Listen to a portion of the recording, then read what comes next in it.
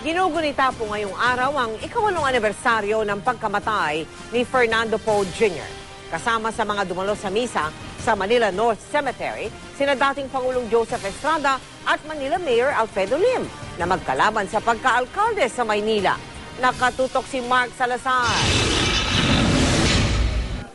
Tradisyonal sa Musileo ng Action King na si Fernando Poe Jr. ang get-together ng pamilya, kaibigan at mga taga-suporta tuwing anibersaryo ng kanyang pagkamatay.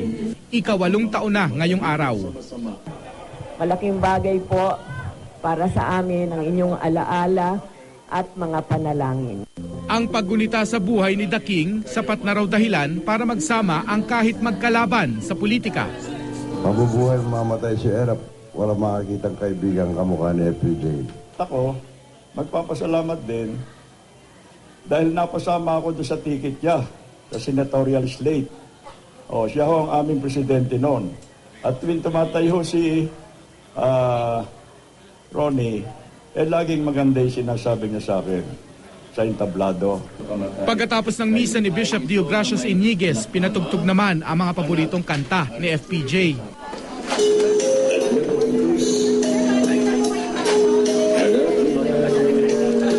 Pero siyempre, nakatuon ang mata ng marami kung paano makikitungo sa isa't isa sina Erap at Lim na mahigpit na magkatunggali sa pagkaalkalde sa Maynila sa 2013 elections. Nagkamay sila, magkatabing nagsindi ng kandila sa puntod ni FPJ at nagpa-interview. Kaibigan kami ni Presidente. Kaibigan din namin si Ronnie. Mayor, friendly fire lang po yung balikan. Wala yun. Hindi naman kami nakikipag-away na dalawa eh. We offering our services to them to the best of our what we can do. Both of us have the same plan. Basta kami magkaibigan habang panahon. Pero nung umalis si Lim, Hindi naman siya artista eh. Kaya Mr. President, pa siya tumalik hindi siya kasama. mahirap daw para sa anak ni FPJ na si dating MTRCB Chairman Grace Poe na pumili ng susuportahan sa Maynila sa dalawang kaibigan ng ama. Iba raw ang personal sa politikal. Tatakbo kasi si Poe sa pagkasenador sa eleksyon. Pareho siyang inendorso ng Liberal Party na administrasyon at United Nationalist Alliance. Baby pa lang ako, nandyan na si President Erap, di ba? Nandyan na yung kaibigan ng tatay ko, nandyan yon. Tapos nandyan din naman yung pagbibigay na karangalan ni Mayor Lim sa pamamagitan ng isang rebulto. Pero, gaya nga ng sinabi, syempre iba naman ang pamilya, di ba?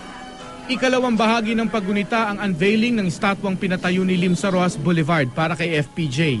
Inimbitan niya ako dun eh.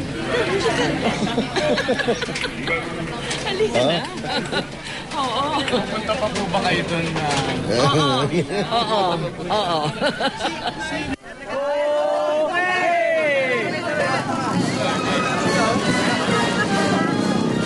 Di na sumipot si Erap sa seremonyang ito. Sa estatwa, nakasulat ang paniniwala ng mga taga-suporta ni FPJ na siya ang ika-14 na Pangulo ng Pilipinas. Mark Salazar, nakatutok, 24 oras.